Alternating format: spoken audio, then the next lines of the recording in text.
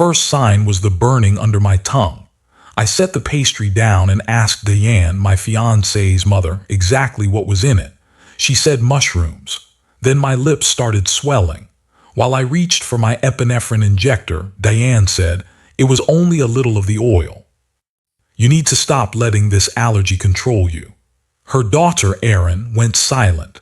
My injector was already in my hand when I heard Erin say, "Mom, you promised you were only going to talk to him." Erin's younger sister, Paige, called 911 while I used the injector through my jeans. I'm a commercial electrician. Most of my work is in factories and office buildings, and the first rule around a serious hazard is that you do not stand there arguing with it. You shut things down, move people back, and deal with the explanation later. So I stopped listening to Diane.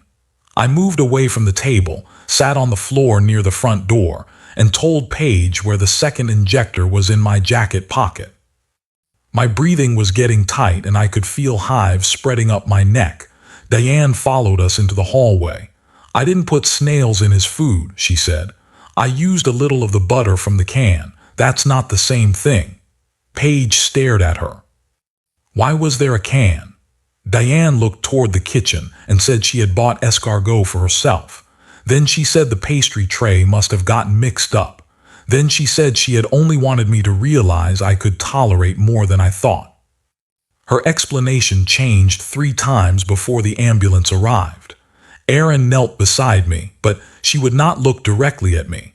That bothered me almost as much as what her mother was saying. The paramedics gave me another dose in the ambulance because the first one had slowed the reaction without stopping it. By the time we reached the hospital, I could breathe better, but my chest still felt tight and my face was swollen enough that talking hurt. Erin came with me. Paige stayed behind with Diane. About 20 minutes after we got checked in, Paige texted Erin a photo. It showed an opened can of escargot beside the cutting board. Next to it was the bowl Diane had used for the pastry filling. Paige's message said, "Mom tried to throw the can away. I took it out of the trash. She keeps saying you knew she bought it." Erin turned her phone face down. I asked her what Paige meant. "She's upset," Erin said. "Mom scared her." "That isn't what I asked." Erin rubbed both hands over her face. She said we should wait until I was feeling better. She said the medication was making me tired. She said this was not the right time. I told her there probably wasn't going to be a better time to explain why her mother thought she knew about the snails. That was when Erin admitted Diane had sent her a message 2 days earlier. Not a detailed plan, not at first. Diane had written that she was tired of watching me act terrified of dinner, and that she was going to prove my allergy was mostly anxiety. Erin replied that she needed to leave it alone. I asked to see the messages. Erin hesitated long enough that I knew there was more. Then she handed me the phone. The first part was exactly as she described it. "Diane, I'm making the French appetizers Sunday. Maybe if he eats one before you tell him, he'll finally see he's fine." "Erin, do not put anything in his food. I'm serious." "Diane, relax." I said maybe. "I'm not trying to kill him." "Erin, just don't start something at dinner." That last message was the problem. Erin had not warned me. She had not canceled dinner. She had not told Paige. She had not even asked Diane what she meant by maybe. She had decided the main danger was an argument. I asked whether Diane had ever brought it up again. Erin said no. Then she corrected herself. That morning, Diane had sent a photo of the dinner menu. Escargot was listed as an appetizer for everyone except me. Erin said she took that as proof her mother had listened. I asked whether the pastries were on the menu. They were not. I asked why she had told me they were safe when I specifically asked at the table. Erin started crying. She looked at me like she wanted me to back her up, she said. "I thought she was just being difficult. I didn't think she had actually done it. But you thought there was a chance. A small one. And you still told me to eat it. I told you it was fine. I didn't tell you to eat it." The distinction was so weak that even Erin looked embarrassed after she said it. I turned away from her and stared at the curtain around the hospital bed. For the first time that night, I felt angry, not loud angry. I did not yell. I was too tired for that anyway. I was angry because I had asked the right question and still ended up in an ambulance.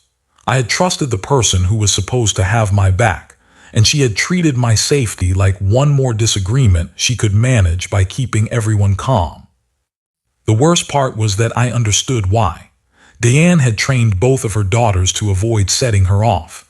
I had seen it before, although never in a situation this serious. A year earlier, Diane had borrowed Erin's car and returned it with a deep scrape down one side. She denied knowing how it happened, then spent 3 days telling Erin she was ungrateful for asking about the repair.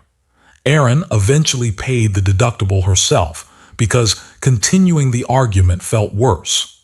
The other example happened after Paige quit a nursing program she hated.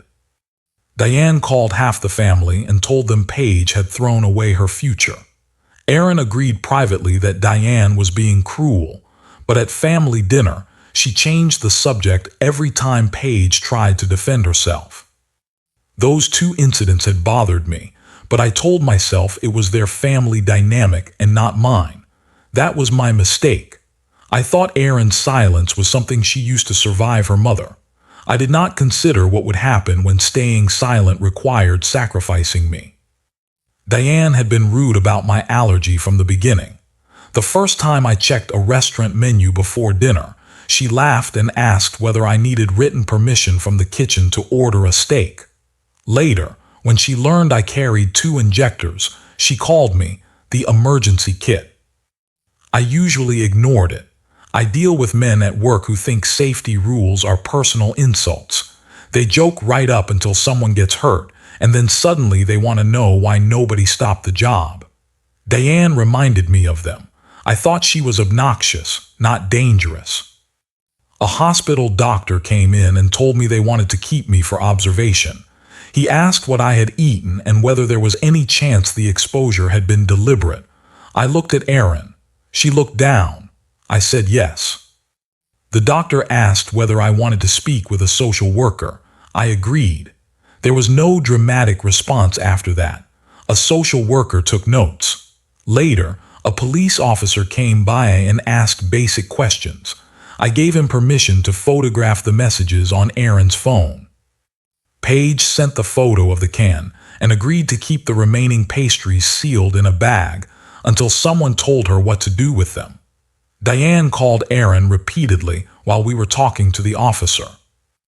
Erin finally answered one call on speaker because the officer asked whether Diane might say anything relevant. Diane started by asking whether I was okay.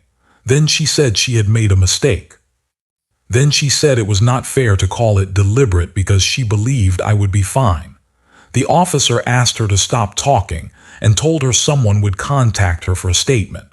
Diane immediately hung up.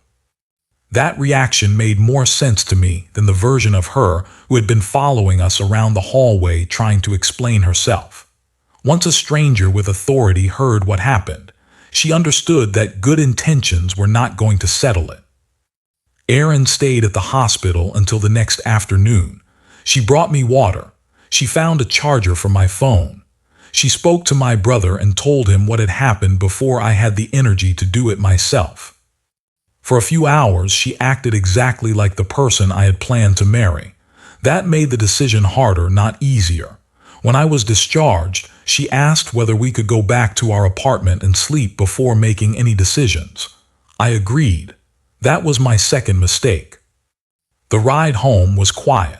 Our wedding invitations were sitting on the kitchen counter because we had approved the design earlier that week. Erin picked them up and moved them into a drawer as soon as we walked in. Then she made tea neither of us drank. She kept saying the same basic thing in different ways. She knew her mother had talked about testing me, but she did not believe Diane would actually put anything in my food. She thought warning me would create a fight. She thought checking the menu was enough. She thought her mother's look at the table was another attempt to make her choose sides. I asked her one question. If Paige had a severe allergy and someone sent you those messages about her, would you have let her eat the pastry? Erin said no. She answered immediately. That was the moment the relationship changed for me. Not because she cared more about Paige than me. I expected her to protect her sister. It changed because Erin already knew what a reasonable person should have done. She had simply made a different choice when doing the right thing meant confronting her mother on my behalf. I took my ring off the chain I wore at work and set it on the table. I am not allowed to wear rings around energized equipment, so I usually kept it under my shirt during the day. Erin watched me place it beside the untouched tea. I told her the wedding was off. She asked me not to decide while I was still upset. I said I was upset, but I was not confused. She reminded me that we had been together almost 4 years. She said she had stood by me through a layoff and my father's surgery. Both things were true. She also said one terrible decision should not erase everything else. I did not think it erased everything. That was what made it painful. We had years of good memories and a life that mostly worked. But marriage would mean trusting Erin in situations where avoiding conflict was not an option. I asked what would happen if we had a child, and Diane decided a doctor was overreacting. I asked what would happen if our child needed medication Diane did not believe in. I asked whether Erin would warn me or wait to see whether her mother was bluffing. Erin said she would never make that mistake again.